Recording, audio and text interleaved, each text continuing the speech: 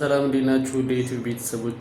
ፕሪኮንሴፕሽን ኬር ማለት አንድ ነፍሰ ጡር እናት ለመሆን ያሰበች ሴት ልጅ ወይም ለማርገዝ ያሰበች እናት እርግዝና ክትትል ከመጀመሯ በፊት ወይም ጽንስ ከመጸነሷ በፊት ያሉትን ጊዜያት ይመለከታል ማለት ነው። ስለዚህ በእነዚህ ጊዜያት ላይ ማድረግ ያለባት በጣም ብዙ ነገሮች አሉ። አይረን መውሰድ ሊኖርባት ይችላል። ጽንስ ለማርገዝ ወይም በሆዷ ጽንስ ለመጸነስ ራሷን ዝግጁነት ማድረግ ሊኖርባት ይችላል።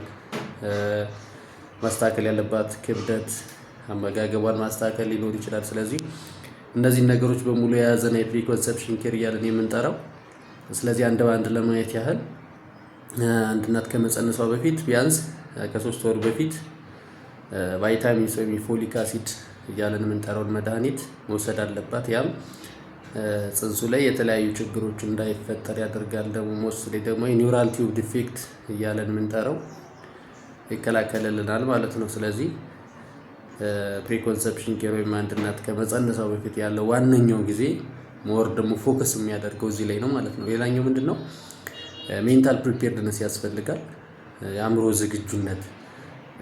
በሆዷ የምትይዘው ጽንስ ነው። ስለዚህ ያን ጽንስ ለመሸከም የሚያስችል በደንብ የተረጋጋ ለውሳኔ የበቃ አእምሮ ያስፈልጋል ማለት ነው። ስለዚህ እነዚህ ነገሮች ሁሉ ማድረግ ይኖርባታል ማለት ነው። ከዛን ውጪ ክብደት መቀነስ ካለባት ክብደቷን መቀነስ ይኖርባታል። በጣም ዝቅተኛ የሆነ ክብደት ካላት ደግሞ ክብደቷን ማስተካከል ይኖርባታል ማለት ነው። ስለዚህ እነኚህን ነገሮች ማድረግ ያስፈልጋል ማለት ነው።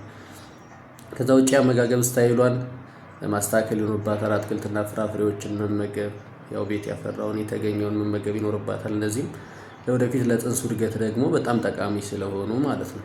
ከዛ ውጪ ሌሎች ደባል የሆኑ ሱሶችን እንደ ሲጋራ፣ ጫት፣ አልኮል ምናምን አይነት ነገሮች ካሉ ከእርግዝና ጋር አብረው ሊሄዱ ስለማይችሉ እነዚህ ነገሮች ማስተካከል ይኖርባታል ማለት ነው። ከቻለች ሙሉ በሙሉ ማቆም ስለሚያስፈልግ ማለት ነው። ሌላው ምንድነው?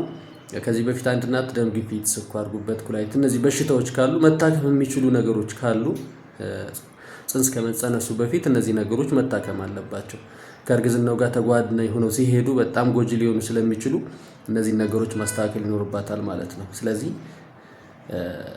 ስለ ፕሪኮንሰፕሽን ኬር ወይም ቅድመ እርግዝና ዝግጅት ይሄን ካልኳችሁ ሞር ደግሞ ወደፊት ይበልጥ የማብራራላችሁ ይሆናል።